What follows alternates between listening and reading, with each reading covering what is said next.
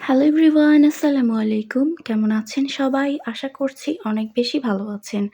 আজকে আমি আপনাদের সাথে শেয়ার করব আমাদের বাগান বাড়ির ছাদ বাগান।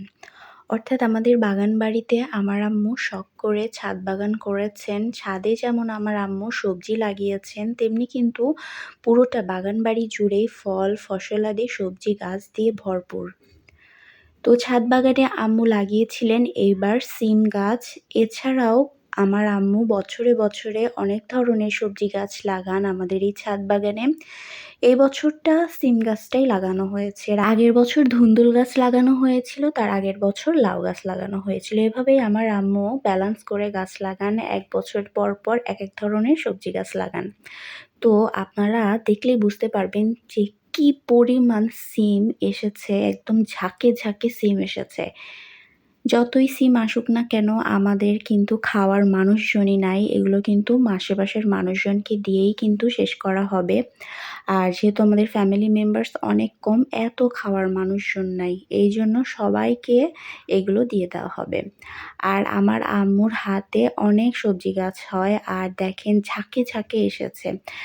আর সিম কিন্তু আমার কাছে অনেক বেশি ভালো লাগে। সিম ভাজি করে খেতেও যেমন মজা, সিম ভর্তা করে খেতেও কিন্তু অনেক বেশি মজা।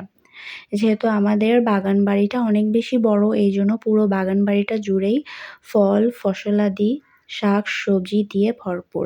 এই যে আম্মু প্রতিদিন সকালে এগুলো হারভেস্ট করেন। তো আমিও আম্মুর সাথে এসেছিলাম সিম হারভেস্ট করার জন্য। আমার কাছে বেশ ভালো লাগছিল। এই যে দেখেন এই সিমগুলো খেতে একটু মিষ্টি, মিষ্টি লাগে। সিম যখন বড় হয়ে যায়, সিমের ভিতরের বীজটাও কিন্তু অনেক বড় হয়ে যায়, সেগুলো খেতেও কিন্তু অনেক বেশি ভালো লাগে। সিম কিন্তু ভাজি করে খেতে অনেক বেশি মজা। সিমের বীজগুলো যদি ভাজি করে খাওয়া হয় বা বড় মাছ দিয়ে রান্না করে খাওয়া হয়, সেটাও অনেক বেশি মজাদার হয়। তো এই যে দেখেন গাছে পেয়ারাও এসেছে, আর কতগুলা সিম হারভেস্ট করা হয়েছে। আর পেয়ারাগুলো একদম দেশি। আর এই যে দেখেন আমাদের বাড়িতে কিন্তু এরকম গাছ আছে ৮ থেকে ১০ টার মতো আম গাছ আছে। আম গাছে কিন্তু এই যে দেখেন মুকুল এসে গিয়েছে। কিছুদিন পরেই কিন্তু আবার আম খাওয়া হবে। আমাদের সবগুলো গাছেই ঝাঁকে, ঝাঁকে আম আসে। আম আসলেও সেটাও আমি আপনাদের সাথে শেয়ার করব। আসলে এত কিছু খেয়ে শেষ করা যায় না। তাই তাই শাক, সবজি, ফল, ফসলাদি সবকিছু আত্মীয়স্বজনের মধ্যে দিয়ে দেওয়া হয়।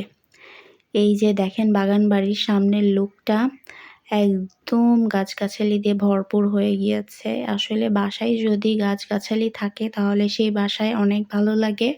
অনেক রকমের পাখি আসে।